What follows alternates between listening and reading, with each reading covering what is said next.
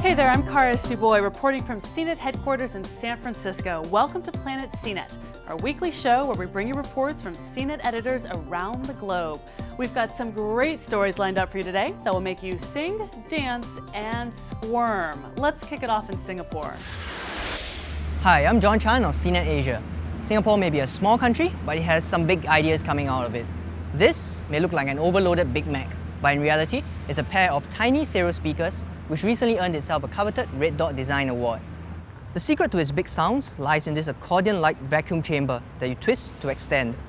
Closed, this doesn't take up much space and is pretty affordable at Singapore $69 or about $50 US. Because of how loud it is, these X Mini Max capsule speakers will boost the sound coming from your notebook. That's useful if you're doing a presentation in a meeting room or to share your music with your friends. But what if you're out here at a noisy underpass? How will these speakers fare then? To test this out, we had our very own busker on an electric piano to see if these have enough oomph to draw a crowd. We're no strangers to love. You know the rules and so do I. Never gonna give you up, never gonna let you down, never gonna run around, desert you, never gonna make you cry. It's pretty obvious. You can't use these speakers to make a living as a musician. CNET UK's dancing robot made more money than our singer did. But still, we'll recommend it to ace that presentation.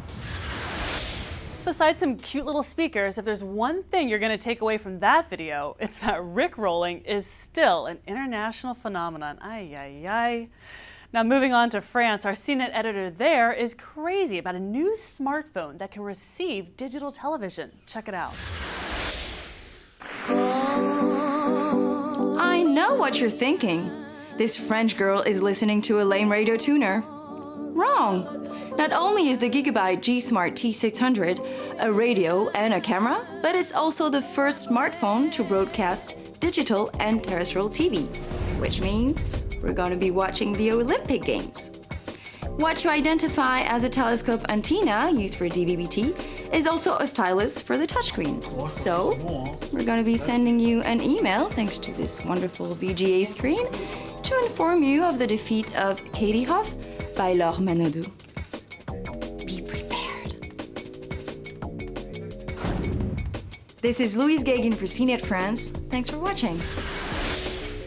Starting a friendly rivalry between our Olympic swimmers, I see. Well, considering the dive the dollar is taking against the euro, I will not be betting against you anytime soon, Louise. Finally, I've got my own contribution to the show this week, straight from some of the top American minds in robot technology. And just to let you know, this is the squirm portion of our show today. You're looking at video of me shot on the end of a snake-inspired robot that could one day be used in search and rescue operations. What's nice about this robot is not only can you thread through tightly packed volumes, but you can achieve a variety of locomotion capabilities that other mechanisms can't. Inspired by snakes, Professor Howie Choset's robots are so cool and so mesmerizing to watch. There's certainly no robot in the world that can climb a pole like this. In fact, one thing you may have noticed is that the robot gingerly walked to the pole and then climbed up it. It was able to exhibit a behavior transition.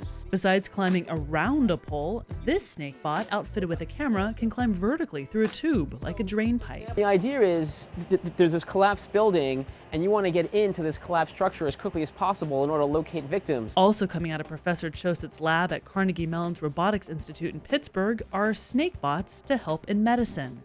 This robot here is both rigid and flexible. So if you want to have a heart operation, for example, instead of cracking the chest and prying your ribs open, you can enter through the subxiphoid process. For surgery, the robot is shrunk down to 12 millimeters in diameter. Here's video of it operating on a pig's heart. Eventually, when used on humans, Choset says it'll have major health and economic benefits. The snake is not the first animal to inspire robots. It now joins the gecko and certain insects and fish that have all lent their unique abilities and design features to modern technology. Oh, and one more thing. These snake bots are also being used in the military to help with life support when an injured soldier is being taken to medical help. It's some pretty cool stuff. I will see you next time on Planet CNET, where we'll see the latest from CNET London, Sydney, and Tokyo. I'm Kara Suboy, CNET San Francisco.